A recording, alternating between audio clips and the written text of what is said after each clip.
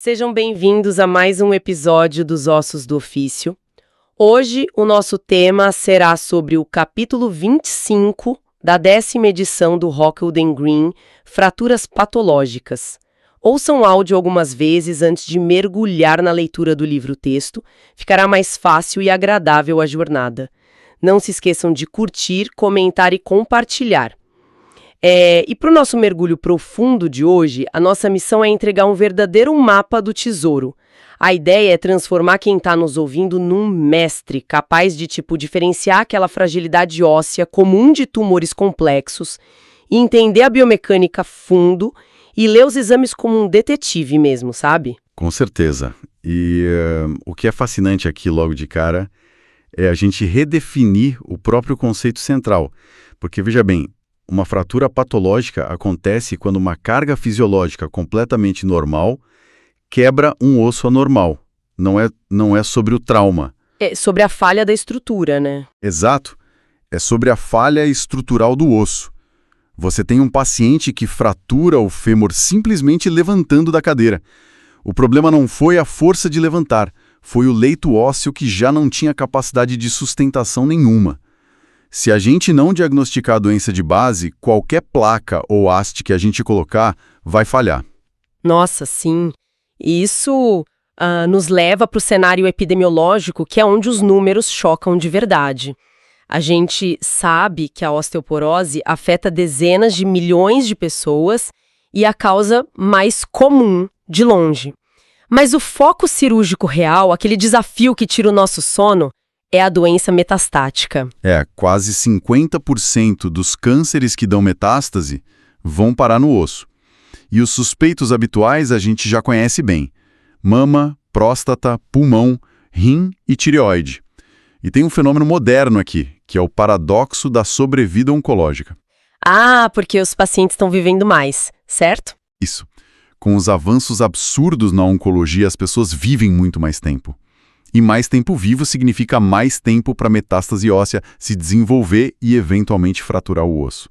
E a fratura muda tudo. Ela destrói a independência do paciente. E aí que entra a relevância para a nossa prática diária.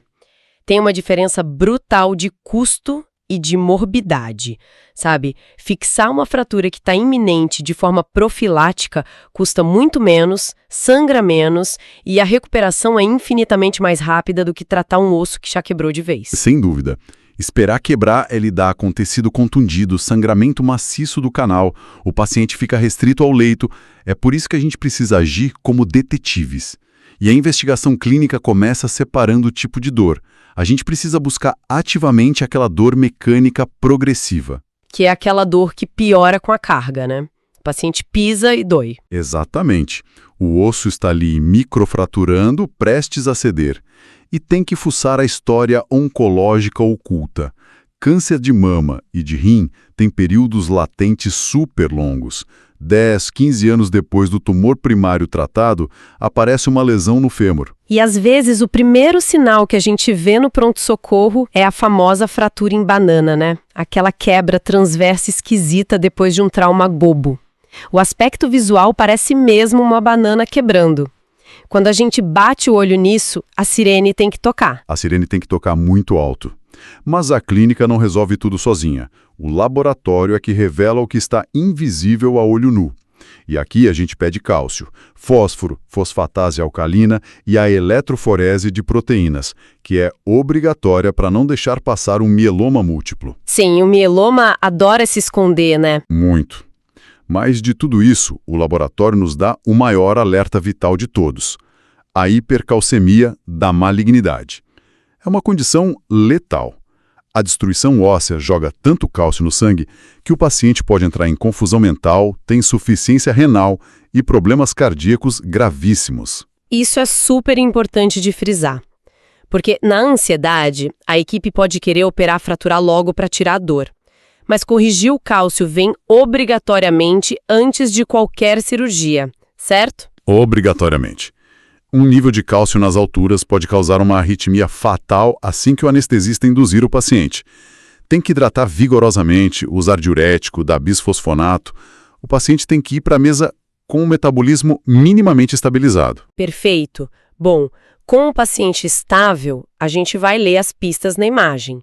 E o raio-x simples ainda é o nosso feijão com arroz. A gente procura aqueles padrões. O padrão lítico, que parece que o osso foi corroído de dentro para fora, tem menos osso ali. É o famoso ruído de traça, em alguns casos mais agressivos. Isso. E tem o padrão blástico, que a gente vê muito no câncer de próstata, onde o osso fica todo branco, denso.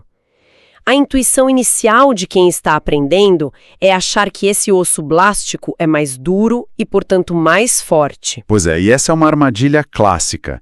Esse osso blástico é como se fosse um giz. Ele é denso, sim, mas é extremamente frágil, friável e não tem elasticidade nenhuma. Ele quebra fácil. E para ler a agressividade no raio-x, a gente sempre volta para aquelas perguntas de Henniken. O que a lesão está fazendo com o osso e o que o osso está fazendo com a lesão. Exato. Se tem uma margem esclerótica bem definida, o osso teve tempo de reagir. Se a lesão simplesmente destrói a cortical sem reação nenhuma, o crescimento tumoral é muito rápido. E para ver o corpo todo, a gente parte para a cintilografia óssea. Que é ótima para atividade astoblástica, mas... Mas tem um perigo aí. Ela pode dar falso negativo em mieloma ou em lesões puramente líticas. O osso não reage, então não brilha no exame. Por isso o PET-CT tem ganhado tanto espaço no estadiamento sistêmico. E claro, a ressonância magnética é a dona da verdade para ver o canal medular e as partes moles locais. Totalmente. E aí a gente chega na regra de ouro da ortopedia, aquela frase famosa: biópsia em toda infecção, cultura em todo tumor. O osso pode enganar muito. Mas a biópsia não é só espetar uma agulha, tem princípios rígidos de segurança oncológica. Se você não seguir esses princípios, você condena o membro do paciente. A incisão tem que ser pequena, longitudinal, nunca transversa e feita exatamente no trajeto da futura cirurgia definitiva. E a hemostasia tem que ser meticulosa. Porque se formar um hematoma ali... O hematoma carrega a célula tumoral para os compartimentos saudáveis, vizinhos. Uma biópsia mal feita, ou pior, não feita antes de operar uma lesão solitária, pode custar a vida ou resultar numa amputação desnecessária. É um erro mecânico e biológico brutal. É assustador. Mas beleza, passamos do diagnóstico, agora a gente tem que decidir, vai fraturar ou não vai? E aí entra o oráculo das fraturas iminentes, o famoso score de Mirrlees. Ele avalia 4 coisas: o local, a dor, o padrão no raio-x e o tamanho da lesão. Isso. Membro superior e inferior peritrocantérica, dor leve, moderada, intensa, lítico misto blástico. Exato. Só que, conectando isso ao quadro geral, tem um contraponto crítico que a gente precisa discutir. O Mirrlees tem uma sensibilidade alta, tipo 91%. Ele não deixa passar quase ninguém. Mas a especificidade é péssima, na casa dos 35%. E isso significa que ele superestima o risco. Ele peca por não diferenciar a carga biomecânica. Pensa bem, uma lesão de 3 centímetros no úmero e a mesma lesão na região subtrocantérica do fêmur ganham pontuações quase iguais no Mirrlees. Mas a carga é completamente diferente. Completamente. O fêmur aguenta múltiplas vezes o peso do corpo a cada passo. O braço não. Então, seguir o Mirrlees às cegas pode levar a cirurgias gigantes e desnecessárias no membro superior e, às vezes, subtratar uma lesão de fêmur que precisava de mais atenção. Entendi. E é por isso que, dependendo do caso, existe sim tratamento conservador, né? Às vezes usar uma órtese, um bracing no úmero, para um paciente que, infelizmente, já tem uma expectativa de vida muito curta, é a melhor saída para dar conforto sem agressão cirúrgica. Com certeza. Mas quando a cirurgia é indicada, a gente precisa mudar a chave da ortopedia tradicional. Numa fratura comum, o osso cola. Na metástase, o osso pode nunca colar. A biologia joga contra a gente. O implante não é uma ponte temporária, ele é a estrutura definitiva para o resto da vida do paciente. Isso. A fixação tem que aguentar a carga para sempre. E é aqui que entra a magia do cimento ósseo, o polimetilmetacrilato. O PMMA muda as regras do jogo. Ele preenche a falha deixada pelo tumor e suporta a carga compressiva. Sem contar que ele fortalece absurdamente a fixação dos parafusos e sobrevive ileso à radioterapia, né? E o mais importante para o paciente paliativo, permite a carga imediata. O paciente opera num dia e no outro já pode pisar. Esse é o grande objetivo. E se a gente descer para anatomia específica, as técnicas variam. No fêmur, que é a área de maior estresse biomecânico de todas, o colo femoral exige artroplastia. Querer colocar parafuso ali é pedir para falhar. Tem que trocar por uma prótese cimentada logo de cara. Exato. Já na diáfise do fêmur, a gente usa hastes cefalomedulares longas, trancadas nas duas pontas, para proteger o osso inteiro. E na pelve, a coisa fica ainda mais complexa. A pelve é um desafio à parte. A gente ouve muito falar do sistema de Harrington para reconstruir acetábulo destruído. Sim, o Harrington clássico com pinos estruturais e muito cimento. Mas hoje, a gente também tem os implantes de tântalo altamente poroso. A integração mecânica desse tântalo com o osso remanescente é espetacular. Cria uma estabilidade muito superior. É tecnologia pura ajudando na mecânica. E indo para os membros superiores, como o húmero, a gente usa placas com cimento ou hastes flexíveis. O foco aqui muda um pouco, não é sobre andar, é sobre devolver a independência básica do paciente. Comer sozinho, cuidar da própria higiene. Isso devolve a dignidade humana. Mas todo esse arsenal vem com riscos absurdos. O controle de danos pré- e intraoperatório tem que ser cirúrgico, literalmente. Tumores de rim, tireoide, alguns mielomas são hipervasculares. Sangram demais. Se você abrir o osso sem preparo, é uma tragédia na mesa. Uma hemorragia massiva, incontrolável. Nesses casos hipervasculares, a embolização pré-operatória pela radiologia intervencionista não é opcional, é mandatória. Você fecha a torneira antes de operar. E tem outra complicação que assombra a estabilização de ossos longos, que é a embolia gordurosa, especialmente durante a cimentação de hastes. O paciente oncológico muitas vezes já tem pulmão comprometido por metástase, a reserva cardiopulmonar já é ruim. E aí você vai e joga pressão dentro do canal medular com o cimento. Essa pressão empurra gordura, restos de tumor e monômero do cimento direto para a corrente sanguínea, que vai entupir o pulmão. O coração não aguenta bater contra essa resistência. E o paciente faz um colapso agudo. Por isso a gente tem que lavar muito bem o canal, fresar devagar, às vezes fazer furos de alívio na cortical para a pressão escapar. É sobrevivência pura. E depois que a cirurgia acaba, o trabalho não termina. A integração multidisciplinar assume o controle. Entram os bisfosfonatos para inibir a ação dos osteoclastos e proteger o que sobrou de osso. E, claro, a radioterapia pós-operatória para controle local do tumor. E tem um detalhe, o campo de radiação tem que cobrir o implante inteiro. Tudo, da ponta da haste até a outra ponta, incluindo o trajeto da biópsia. Mas tem um ponto cego, um perigo oculto na nossa prática, que eu faço questão de alertar. É um erro fatal. Fala! Imagina que você vê uma lesão lítica destrutiva num fêmur e assume imediatamente que é uma metástase.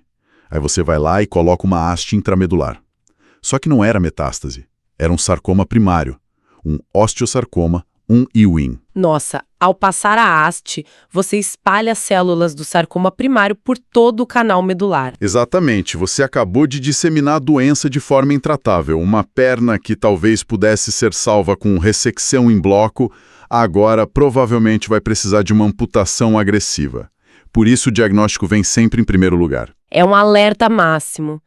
E os tumores benignos que fraturam, como um cisto ósseo num paciente jovem, também tem uma lógica diferente, né? Muitas vezes a gente trata primeiro a fratura de forma conservadora e só depois vai lidar com o cisto. Com certeza, a biologia ali é completamente diferente. Maravilha! Bom, a quantidade de informação foi insana, então para consolidar tudo isso, vamos fazer aquela retrospectiva rápida. Um ping-pong dos 12 pontos principais dessa jornada. Eu começo. Ponto 1. Diferenciar as fraturas patológicas metabólicas, as osteoporóticas, e as tumorais. Ponto 2. Entender o impacto epidemiológico brutal das metástases e como elas alteram a função e a sobrevida. 3. Fazer a avaliação clínica sempre em busca dos sinais iminentes, como a dor mecânica, o padrão de quebra e a história prévia. 4. Interpretar o laboratório com urgência, dando atenção máxima à hipercalcemia, que é letal se não for corrigida antes da cirurgia. 5. Dominar o raio-x. diferenciar os padrões líticos e blásticos e usar os critérios de agressividade. 6. Aplicar o score de Mittels, mas ter o senso crítico de entender suas limitações biomecânicas. 7. Planejar a imagem avançada corretamente. Escolher entre cintilografia, PET e usar a ARM para delimitar o local. 8. Executar biópsias oncológicas estritas, com segurança absoluta para não contaminar o membro. 9. Decidir com sabedoria entre o tratamento conservador paliativo, a profilaxia ou a cirurgia definitiva. 10. Selecionar as técnicas de acordo com a anatomia, usando e abusando do cimento PMMA e próteses duráveis. 11. Integrar a equipe com o uso de bisfosfonatos e planejar a radioterapia adequadamente. E 12. Antecipar e prevenir as complicações, como as falhas do implante, os sangramentos massivos e a embolia gordurosa. Ufa, repassamos os 12 pontos. É um manual de sobrevivência para o cirurgião. E só para deixar um pensamento provocativo final, a gente precisa olhar para a radiologia intervencionista de hoje. Técnicas minimamente invasivas de ablação térmica, como crioablação e radiofrequência, ou o uso do cyberknife, estão reescrevendo o que a gente pode fazer com lesões impossíveis no passado. E isso amarra perfeitamente o nosso papo, porque com a tecnologia aumentando a expectativa de vida oncológica, o nosso maior desafio ortopédico não é mais apenas consertar um osso quebrado, é construir uma estrutura biomecânica que consiga viver mais do que a própria doença do paciente. É engenharia com biologia. Agora chegou a hora de você reouvir este áudio, prestando atenção nos pontos que você se distraiu ou não entendeu. Depois vá mergulhar no livro-texto do Rockwood, 10ª edição, capítulo 25, Fraturas Patológicas. Não se esqueça de ver a playlist com todos os temas já debatidos. Por enquanto é só, pessoal. Hasta la vista, I will be back.